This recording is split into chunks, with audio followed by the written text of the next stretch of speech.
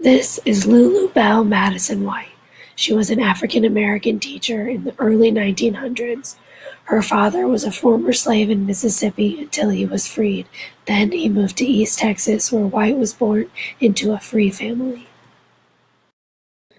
Although their family was free and there were no longer slaves, the majority of the population in Texas was still white, so African Americans still faced oppression on a daily basis and things like lynching were still very common. After graduating from college, White moved to Houston with her husband. Being an African American woman in Houston at this time was no easy task. Jim Crow laws were still in place that forced segregation on the citizens. The KKK was also highly active, making Houston one of the most racially terrorized cities in Texas during this time. White decided to leave the field of education and work solely for the NAACP, or the National Association for the Advancement of Colored People. She led the Youth Council, had fundraisers for the organization, organized new chapters throughout Texas, and was eventually promoted to Executive Secretary of the Houston branch.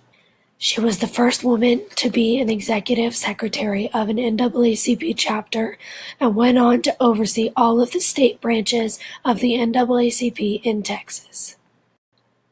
She confronted segregation and Jim Crow laws head-on and often spoke up about desegregating public facilities. She educated African Americans on their voting rights and what it means to vote and urged more women to run for office. She also demanded equal salaries for equal work. One notable example was her fight for African American teachers to get paid the same amount as white teachers did at the time.